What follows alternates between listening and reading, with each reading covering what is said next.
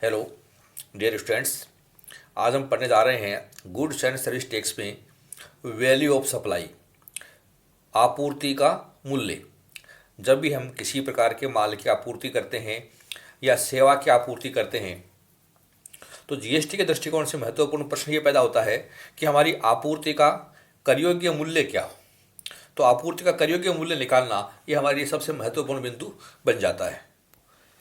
चूँकि माल व सेवा कर की वसूली निर्धारित दर से माल या सेवा के मूल्य पर की जाती है, अतः माल या सेवा के मूल्य का सही निर्धारण होना आवश्यक होता है। तो सही मूल्य निर्धारण करने के लिए हमें दो बातें विशेष रूप से समझनी आवश्यक हैं। पहली बात तो आती है प्रतिफल, जिसको हम कंसिडरेशन कहते हैं, और दूसरी बात आती है संबंधित व्यक्ति, जिसे हम रिलेटेड पर्सन्स के नाम से जानते हैं। वैसे तो ये दोनों परिभाषाएं मैंने आपको मेरे पूर्व के लेक्चर में बता दी थी महत्वपूर्ण परिभाषाओं में, फिर भी आपूर्ति का मूल्य ज्ञात करने से पहले हमें ये दो परिभाषाएं आनी जरूरी हैं। तो पहली परिभाषा आपको समझनी है, वह है प्रतिफल, कंसिडरेशन। कंसिडरेशन से आशय है माल या सेवाओं या दोनों की आपूर्ति के संबंध में प्राप्तकर्ता द्वारा या किसी अन्य व्यक्ति द्वारा किया गया अथवा किया जाने वाला कोई भी भुगतान, चाहे ऐसा भुगतान मुद्रा में हो या अन्य किसी रूप में हो, लेकिन इसमें केंद्र सरकार या राज्य सरकार द्वारा दी गई किसी प्रकार की सहायता अर्थात सब्सिडी शामिल नहीं की जाती है। सीधे शब्दों में हम ये कह सकते हैं कि प्रतिफल मुद्रा अथवा वस्तु किसी भी रूप में हो सकता है तथा यह अन्य व्यक्ति द्वारा भी दिया जा सकता है, परंतु इसमें सरकार द्वारा दी गई सहायता सम्मिलित नहीं की जाती है। तो ये तो हमारा पहला पॉइंट है, प्रतिफल। दूसरी बात हमारे सामने करयोग्य आपूर्ति में आती है, वो आती है संबंधित व्यक्ति। कि संबंधित व्यक्ति कौन है, अर्थात रिलेटेड पर्सन्स। डियर स्टूडेंट्स, इस अधिनियम की धारा 15 में कुछ व्यक्ति ऐसे हैं जिनको संबंधित व्यक्ति माना गया है, जो मैं आपको यहाँ बताना चाह रहा हूँ। ऐसे व्यक्ति एक दूसरे के व्यवसाय में अधिकारी या संचालक हैं, या ऐसे व्यक्ति व्यवसाय में वैध रूप से स्वीकृत साझेदार हैं, या ऐसे व्यक्ति नियोक्ता व कर्मचारी हैं। कोई भी व्यक्ति जो दोनों के मताधिकार वाले प्रभावी अंशों के 25% या अधिक प्रत्यक्ष या अप्रत्यक्ष रूप से स्वामी है या उस पर नियंत्रण करता है। दोनों ही व्यक्ति प्रत्यक्ष या अप्रत्यक्ष रूप से किसी तीसरे व्यक्ति द्वारा नियंत्रित होते हैं या किसी अन्य व्यक्ति को नियंत्रित करते हैं। वे एक ही परिवार के सदस्य हैं। तो ये स्टूडेंट्स, ये सब कैटेगरी जो है वो संबंधित व्यक्ति होते हैं। संबंधित व्यक्ति में एक वैध व्यक्ति भी शामिल है। इसी प्रकार व्यक्ति जो एक दूसरे के व्यवसाय में इस प्रकार से संबंधित है कि एक दूसरे का एकमात्र एजेंट, एकमात्र वितरक, एकमात्र रियायत प्राप्त करता है, तो उसे भी संबंधित व्यक्ति माना जाता है। तो ये दोनों परिभाषाओं के आधार पर हमें करयोग्य आपूर्ति का मूल्य याद करना है। करयोग्य आपूर्ति का मूल्य धारा 15(1) के अनुसार माल या सेवा या दोनों की आपूर्ति का मूल्य इसका समव्यवहार मूल्य अर्थात ट्रांजैक्शन वैल्यू होगा, जो माल अथवा सेवा अथवा दोनों की ऐसी आपूर्ति के लिए वास्तव में भुगतान की गई अथवा की जाने वाली कीमत है। यदि आपूर्तिकर्ता एवं आपूर्ति का प्राप्तकर्ता संबंधित नहीं है एवं आपूर्ति के लिए कीमत ही एकमात्र प्रतिफल है। तो आपने दो बातें इसमें देखी कि जो ट्रांजैक्शन वैल्यू है वही हमारा आपूर्ति का मूल्य होता है अगर वो संबंधित व्यक्ति नहीं है तो, और संबंधित व्यक्ति हैं तो उस संबंध में हमारे प्रावधान कुछ अलग तरीके से होंगे जो हमें आज के लेक्चर में समझने हैं। आपूर्ति का मूल्य 3 तत्वों पर निर्धारित होता है। 3 तत्व हैं जो मैंने आपको यहाँ बताए हैं। पहला है यह समव्यवहार मूल्य अर्थात ट्रांजैक्शन वैल्यू होता है, जिसका या तो भुगतान कर दिया गया है या भुगतान देय है। दूसरा है आपूर्तिकर्ता एवं आपूर्ति प्राप्तकर्ता संबंधित व्यक्ति नहीं होने चाहिए। यदि संबंधित व्यक्ति हैं तो अलग प्रावधान लागू होंगे, जो मैं आपको मेरे अगले लेक्चर में बताऊंगा। आपूर्ति के लिए कीमत ही एकमात्र प्रतिफल है। प्रतिफल की अभी मैंने आपको चर्चा की थी। प्रतिफल हमारा मुद्रा में या मुद्रा तुल्य अन्य रूप में हो सकता है। इसमें किसी भी प्रकार की सरकार की सहायता शामिल नहीं होती है। तो आपूर्ति के लिए कीमत ही एकमात्र प्रतिफल है।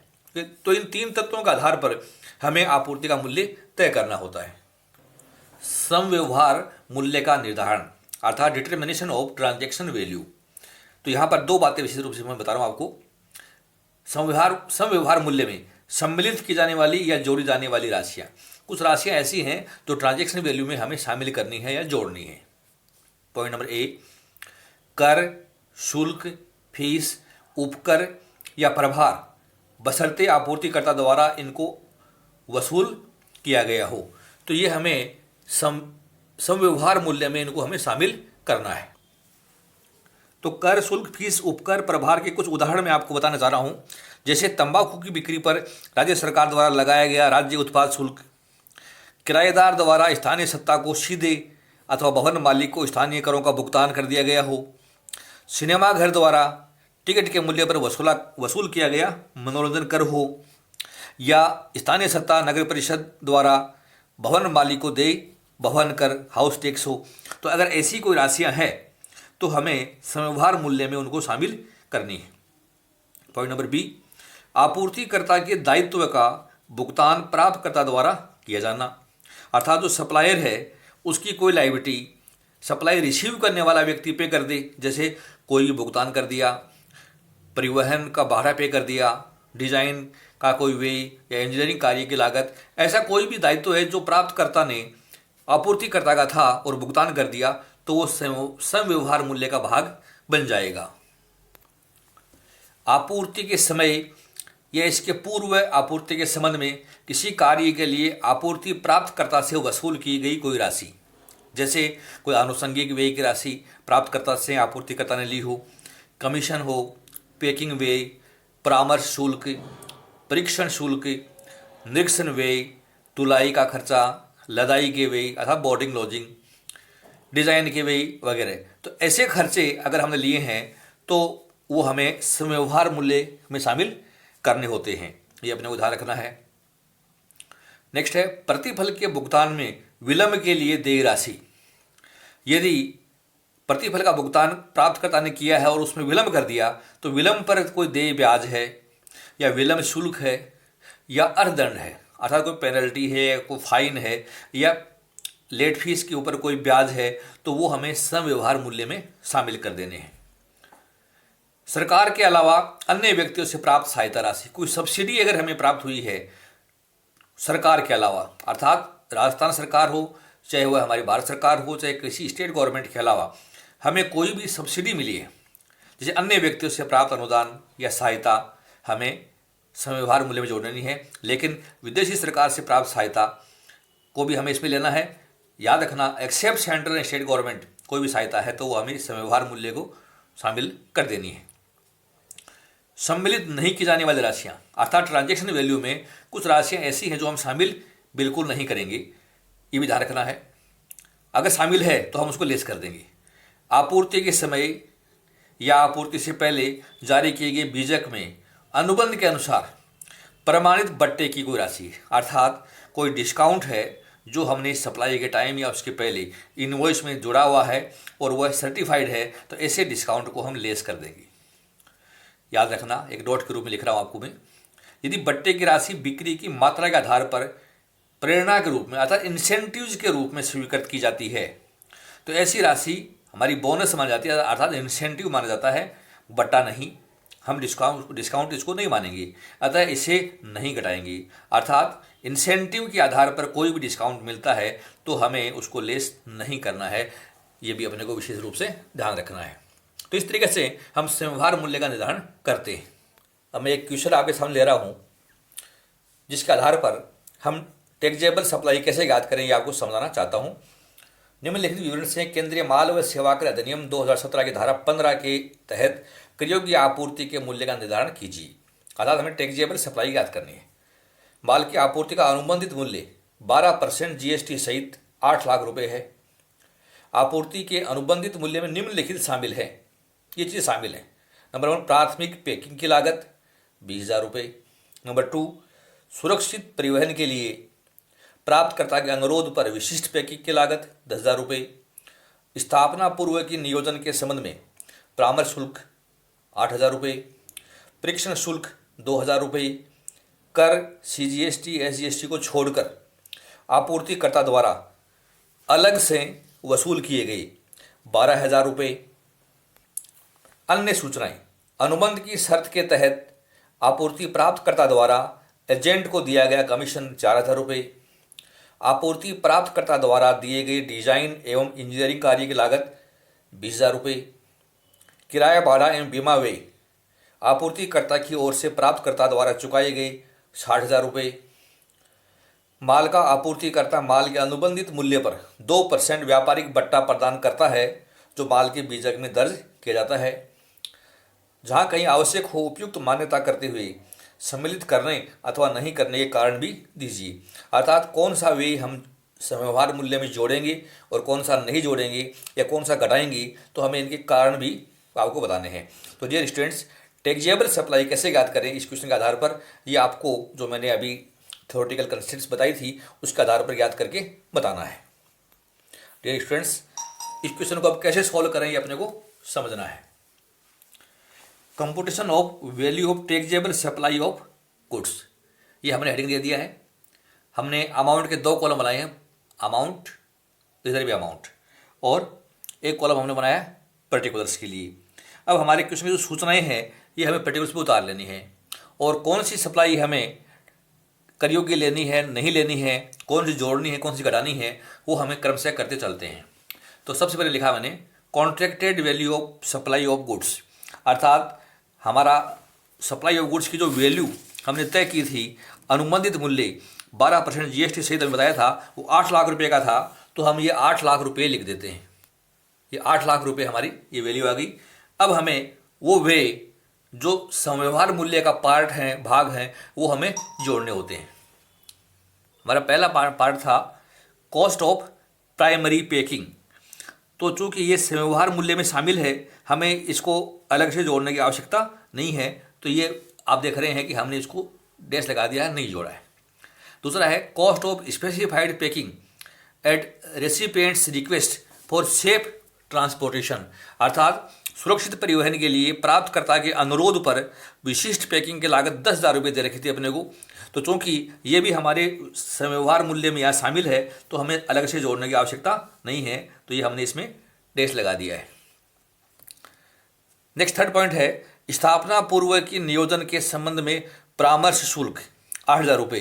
तो देखिए जो परामर्श शुल्क है ये भी हमारे समव्यवहार मूल्य में शामिल है, तो हमें अलग से जोड़ने की आवश्यकता नहीं है, जुड़ा हुआ है। तो यहाँ पर भी हमने इसको डैश कर दिया है। फोर्थ पॉइंट है परीक्षण शुल्क, टेस्टिंग चार्जेस। तो ये भी हमारे अनुबंधित मूल्य में शामिल है, तो आपको यहाँ पर भी डैश लगा देना है। नेक्स्ट है कर आपूर्तिकर्ता द्वारा अलग से वसूल किए गए सीजीएसटी और एसजीएसटी 12,000 रुपये दे रखे हैं, ये अलग से वसूल किए गए, ये हमें कह रखा है। तो जब ये अलग से वसूल किए गए हैं तो हमें न तो इसमें जोड़े हुए हैं, और अगर जोड़े हुए तो हमें इसमें घटाने की जरूरत भी नहीं है। तो इनका कोई लेखा अपने को नहीं करना है। नेक्स्ट पॉइंट हमारे सामने आता है अनुबंध की शर्त के तहत आपूर्ति प्राप्तकर्ता द्वारा एजेंट को दिया गया कमीशन। तो ये जो दे रखा है 4,000 रुपये, चूंकि ये प्राप्तकर्ता ने आपूर्तिकर्ता की ओर से दिया है, तो हमें 4,000 रुपये ये जोड़ के दिखाने होंगे। तो देखिए हमने 4,000 रुपये ये जोड़ दिए हैं। सीजीएसटी का हमने कोई लेखा नहीं किया है, क्योंकि ये समव्यवहार मूल्य में शामिल नहीं होता है। नेक्स्ट दे रखा अपने को आपूर्ति प्राप्तकर्ता द्वारा दिए गए डिजाइन एवं इंजीनियरिंग कार्य की लागत, ये और ये 20,000 रुपये बता रखी है। तो ये चूंकि प्राप्तकर्ता ने पे किया है सप्लायर की ओर से, तो ये जोड़ दीजिए आप 20,000 रुपये। तो हमने जोड़कर दिखा दिया है। फिर है किराया भाड़ा व बीमा व्यय आपूर्तिकर्ता की ओर से प्राप्तकर्ता द्वारा चुकाए गए। तो 60,000 रुपये चुकाए हैं। तो freight and insurance charges paid by recipient on behalf of supplier. तो ये स्टूडेंट्स बिहाफ ऑफ सप्लायर जो भी खर्चे हमने लिए हैं रेसिपिएंट से, वो सब हमारे समव्यवहार मूल्य में जुड़ जाएंगे। तो 60,000 आपको ये भी जोड़ देना है। तो कुल अमाउंट हमारी 4,000, 20,000, 60,000, 84,000 रुपये होता है। तो ये हमने जोड़ दिया, तो ये हो गया 8,84,000 रुपये, 8,84,000। अब आता है वो मध्य जो घटाने वाली है। तो हमने डिस्काउंट के बारे में पढ़ा है। अगर कोई डिस्काउंट ऐसा हो जो समव्यवहार मूल्य पर तय है, वो सर्टिफाइड भी है, इनवॉइस में लिखा हुआ भी है, तो हम उसको लेस कर देते हैं। तो हमारे क्वेश्चन में डिस्काउंट बताया है माल का आपूर्तिकर्ता माल के अनुबंधित मूल्य पर 2% व्यापारिक बट्टा प्रदान करता है जो माल के बीजक में दर्ज किया गया है। तो ये 2% हम ट्रेड डिस्काउंट एक्चुअली जो अलाउड है वो हम लेस करेंगे। तो हमारी अमाउंट 8 लाख थी, 8 लाख का 2% होता है 16,000 रुपये। तो 16,000 घटा दिया हमने, तो ये बच गया कम टैक्स वैल्यू। तो ये कर सहित मूल्य है हमारा, इसमें हमारा जीएसटी शामिल है और जीएसटी 12% के रेट से है, तो rate divide by 100 plus rate के आधार पर हम जीएसटी ज्ञात करके दिखाएंगे। जीएसटी का अमाउंट निकालेंगे हम, तो 8,68,000 रुपये है, तो 12% शामिल है, तो इंटू 12/112 कर लीजिए। 868 इंटू 12 डिवाइड बाई 112, ये करने से जो राशि आती है 93,000 वो आप लेस कर दीजिए। तो 93,000 अमाउंट आई, लेस कर दिया हमने, तो वैल्यू ऑफ टैक्सेबल सप्लाई आ जाएगी 7,75,000 रुपये। तो इस तरीके से हमें टैक्सेबल सप्लाई का कैलकुलेशन करके दिखाना होता है। हमारे इस क्वेश्चन में डियर स्टूडेंट्स, प्राथमिक पैकिंग की लागत, विशिष्ट पैकिंग की लागत, स्थापना पूर्व नियोजन के संबंधी परामर्श शुल्क और परीक्षण शुल्क पहले से ही इस अनुबंध में शामिल थे, इसलिए हमने अलग से नहीं जोड़े हैं। और 3 खर्चे ऐसे थे जो प्राप्तकर्ता ने आपूर्तिकर्ता के बिहाफ पर पे किए हैं, जो मैंने आपको बताए थे। एक तो था हमारा कमीशन का, एक इंजीनियरिंग लागत का, और एक किराया भाड़ा और बीमा। ये तीनों मैंने आपको अलग से जोड़कर दिखाए हैं। CGST और SGST कभी भी इसमें शामिल नहीं करना है, ये अपने को विशेष रूप से ध्यान रखना। अगर इसमें जुड़ा हुआ होता तो हम यहाँ इसको लेस करके दिखा देते। अब कुल वैल्यू बनती है, उसमें से डिस्काउंट हम लेस कर दिया। और हमारे क्वेश्चन में हमें बताया था कि अनुमोदित मूल्य 12% CGST सहित है, तो हमने यहाँ CGST लेस कर दिया है और वैल्यू ऑफ टैक्सेबल सप्लाई 7,75,000 रुपये हमने निकाल कर दिखा दी है। मेरे अगले लेक्चर में मैं एक क्वेश्चन और लूँगा जिसमें आपको टैक्सेबल सप्लाई कैसे ज्ञात करते हैं ये मैं आपको सिखाऊंगा। तो मेरा अगला लेक्चर भी आप जरूर सुनना, जिसमें टैक्सेबल सप्लाई ऑफ गुड्स हम किस प्रकार से ज्ञात करें ये आपको इस तरीके से आ जाएगा। ये अपने को विशेष रूप से ध्यान रखना है। आज का लेक्चर यदि आपको समझ में आया तो इसको लाइक कीजिए, वो अपने फ्रेंड्स में अधिक से अधिक शेयर कीजिए। लेक्चर सुनने के लिए बहुत बहुत धन्यवाद। Thank you so much.